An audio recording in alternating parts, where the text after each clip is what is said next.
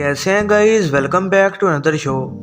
आज मैं आपको दिखाने जा रहा हूँ एक सुपर हीरो एक्शन मूवी जिसका नाम है अवेंजर्स एंड गेम। थैनोस के इन्फिनिटी गॉन्टलेट के जरिए यूनिवर्स की आधी आबादी खत्म करने के 23 दिन बाद कैप्टन मार्वल टोनी स्टार्क और नेबुला को स्पेस में से बचा लेती है। वो उन्हें वापस ज़मीन पर ले आती है। वो बाकी बचे अवेंजर से मिल जाते हैं जिनमें captain America, Thor, black window, James rods और रॉकेट होते हैं। वो थैनोस को किसी दूर एक प्लेनेट पर लोकेट कर लेते हैं और वो उस पर हमला करके इन्फिनिटी स्टोन्स को लेकर सबको वापस लाने का प्लान करते हैं। लेकिन जब वो वहां पहुंचते हैं तो थैनोस कहता है कि उसने इन्फिनिटी स्टोन्स को तबाह कर दिया ताकि इनका और इस्तेमाल ना हो सके। गुस्से में थॉर थैनोस का खात्मा कर देता है। 5 साल बाद स्कॉट लैंग क्वांटम रियलम से बाहर निकल आता है। वो फौरन अवेंजर्स के पास पहुंचता है और फिर वो नताशा और रॉजर को एक्सप्लेन करता है कि वहाँ वो पिछले 5 सालों से था, लेकिन उसके लिए ये बस 5 घंटों का टाइम था। और वो कहता है कि शायद क्वांटम रियलम के जरिए वो टाइम ट्रेवल कर सकते हैं। वो तीनों टोनी के पास जाते हैं ताकि वो उनकी मदद कर सके कि वो माजी में जाकर पत्थर हासिल करके यहाँ लाएं और फिर सबको चुटकी बजाकर वापस ले आए। स्टार्क ये करने से इनकार कर देता है क्योंकि वो अपनी बीवी पेपर पोर्स और अपनी बेटी मॉर्गन का सोच रहा होता है। लेकिन फिर अपना जहन वो बदल लेता है जब वो अपनी और पीटर पार्कर की तस्वीर को देखता है। बैनर, जिसने अब अपनी इंटेलिजेंस को हुल्क की पावर के साथ मिला दिया है, वो एक टाइम मशीन बनाता है और ये भी कहता है कि अगर वो माजी को बदलें तो उससे उनका फ्यूचर नहीं बदलेगा, बल्कि इसकी वजह से बस एक और रियलिटी बन जाएगी। बैनर और रॉकेट नॉर्वे में बचे हुए एसगार्डियंस के पास जाते हैं जिसे न्यू एसगार्ड कहा जाता है। वो वहां जाकर थॉर को साथ लेना चाहते हैं जो कि अब काफ़ी मोटा हो चुका है और शराब पीता रहता है क्योंकि वो दुखी है कि वो थैनोस को रोक नहीं सका था। टोक्यो में नताशा क्लिंट बार्टन को अपने साथ करती है जो कि अब एक कातिल बन चुका है क्योंकि उसकी फैमिली भी थैनोस की वजह से गायब हो गई है। बैनर, स्कॉट, रॉजर और स्टार्क 2012 की न्यूयॉर्क सिटी में पहुंचते हैं। बैनर सैंक्टम में जाता है ताकि वो एंशंट वन को मना सके कि वो उसे time stone they they.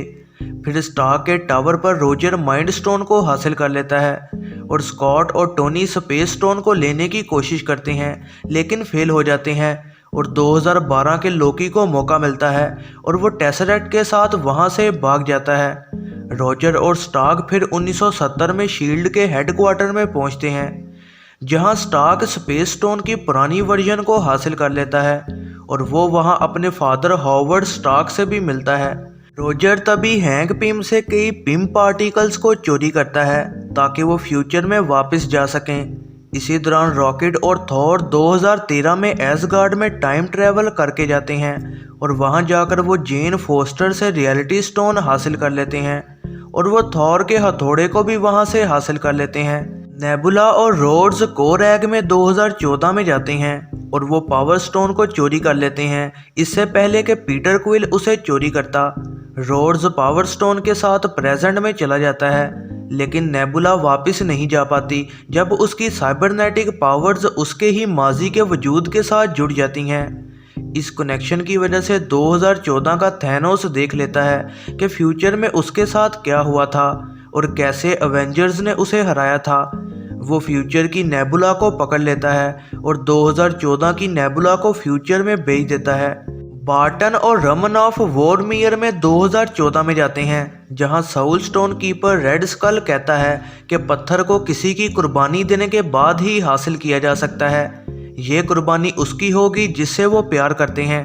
Raman of अपनी कुर्बानी दे देती है ताकि बार्टन साउल स्टोन को हासिल कर सके। फिर प्रेजेंट में आकर अवेंजर इन पत्थरों को एक गॉन्टलेट में लगा देते हैं जिसे टोनी ने बनाया है। बैनर, जो कि पत्थरों की गैमा रेडिएशंस बर्दाश्त कर सकता है, वो स्टोन्स का इस्तेमाल करता है और वो तमाम गायब हुए लोगों को वापस लाने को चुटकी बजा देता है। 2014 से आई नेबुला टाइम मशीन का इस्तेमाल करती है और 2014 के थैनोस और उसकी वॉर मशीन को प्रेजेंट में ले आती है जहां वो अवेंजर्स के कंपाउंड पर हमला करता है और वो कहता है कि वो स्टोन्स के जरिए इस बार सारे यूनिवर्स को तबाह कर देगा और फिर वो इसे दोबारा बनाएगा। नेबुला 2014 की गमोरा को मना लेती है कि वो थैनोस को धोखा दे, लेकिन वो 2014 की नेबुला को मना नहीं पाते और इस वजह से मजबूरन वो उसे मार देते हैं। स्टार्क, रोजर और थोर थैनोस से लड़ते हैं, लेकिन वो उसे हरा नहीं पाते। थैनोस अपनी आर्मी को बुला लेता है ताकि ज़मीन को तबाह कर सके, लेकिन वापिस आया स्ट्रेंज बाकी सब जादूगरों के साथ वहां आ जाता है। उसके साथ गार्डियंस ऑफ गैलेक्सी, वकांडा और एसगार्ड की आर्मी होती है और रेवेंजर्स भी होते हैं ताकि वो थैनोस और उसकी आर्मी के साथ लड़ सकें। कैप्टन मार्वल आकर थैनोस की वॉरशिप को तबाह कर देती है। फिर सभी हीरोज को हराने के बाद थैनोस गॉन्टलेट को पहन लेता है, लेकिन स्टार्क गॉन्टलेट से स्टोन्स को चोरी कर लेता है और उनका इस्तेमाल करके थैनोस और उसकी आर्मी को गायब कर देता है। लेकिन स्टोन्स का इस्तेमाल करने की वजह से वो खुद मारा जाता है। फिर स्टार्क के जनाजे के बाद थोर वल्करी को न्यू एसगार्ड का रूलर बना देता है और वो खुद गार्डियंस ऑफ गैलेक्सी को ज्वाइन कर लेता है। रॉजर इन्फिनिटी स्टोन्स और थॉर के हथौड़े को उनकी टाइमलाइन में पहुंचा देता है और वो वहीं रुक जाता है ताकि वो पैगी कार्टर के साथ वहां रह सके। फिर प्रेजेंट दिन में बूढ़ा हुआ स्टीव रॉजर अपनी शील्ड को सैम विल्सन द फैल्कन को ट्रांसफ़र कर देता है। यह जरनाब मूवीज़ रिव्यू वीडियो पसंद आई हो तो लाइक ज़रूर कीजिएगा और ऐसे ही नई वीडियोस के लिए चैनल को सब्सक्राइब और बेल नोटिफिकेशन को ऑन करना ना भूलिएगा।